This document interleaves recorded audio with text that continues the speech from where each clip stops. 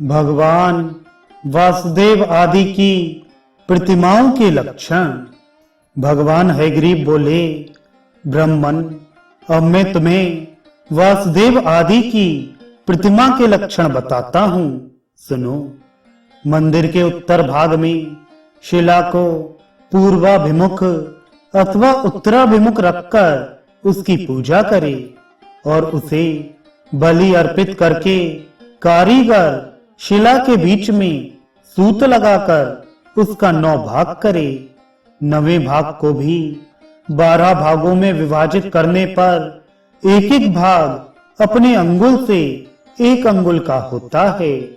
2 अंगुल का एक गोलक होता है जिसे काल नेत्र भी कहते हैं।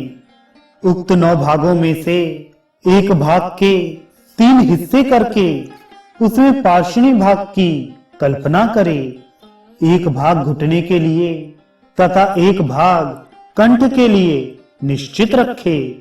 मुकुट को एक बित्ता रखे।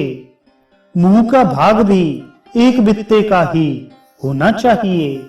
इसी प्रकार एक बित्ते का कंठ और एक ही बित्ते का हृदय भी रहे।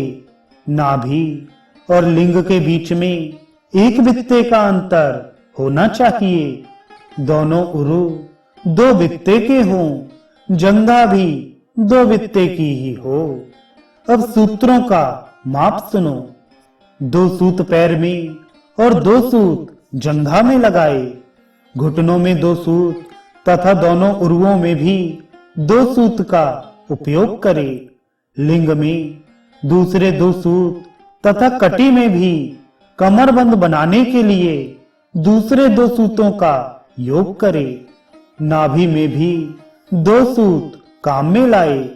इसी प्रकार हृदय और कंठ में 2 सूत का उपयोग करे।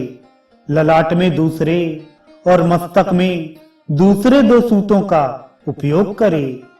बुद्धिमान कारीगरों को मुकुट के ऊपर 1 सूत करना चाहिए।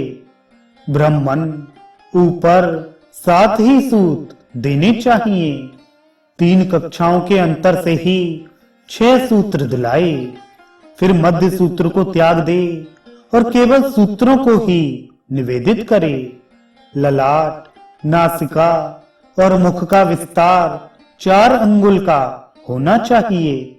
गला और कान का भी 4-4 अंगुल विस्तार करना चाहिए।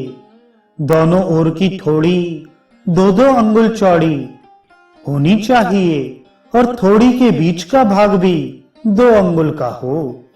पूरा विस्तार 6 अंगुल का होना चाहिए।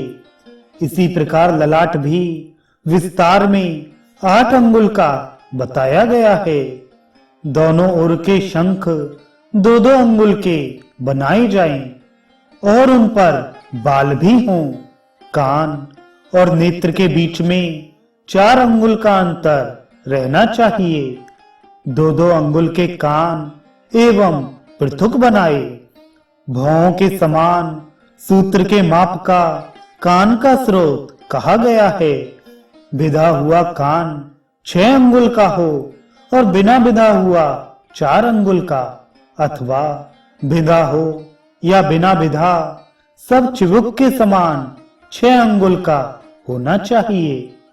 गंध पात्र, आवर्त तथा कान का पूरा घेरा भी बनाए। 1 अंगुल में नीचे का ओंठ और आधे अंगुल का ऊपर का ओंठ बनाए। नेत्र का विस्तार आधा अंगुल हो और मुख का विस्तार 4 अंगुल हो। मुख की चौड़ाई 1.5 अंगुल की होनी चाहिए। नाक की ऊंचाई 1 अंगुल हो और ऊंचाई से आगे केवल लंबाई 2 अंगुल की रहे। करवीर कुसुम के समान उसकी आकृति होनी चाहिए। दोनों नेत्रों के बीच 4 अंगुल का अंतर हो।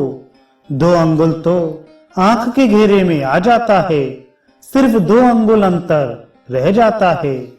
पूरे नेत्र का 3 भाग करके 1 भाग के बराबर काली पुतली बनाए और 5 भाग करके 1 भाग के बराबर छोटी पुतली बनाए। नेत्र का विस्तार 2 अंगुल का हो और द्रोणी आधे अंगुल की।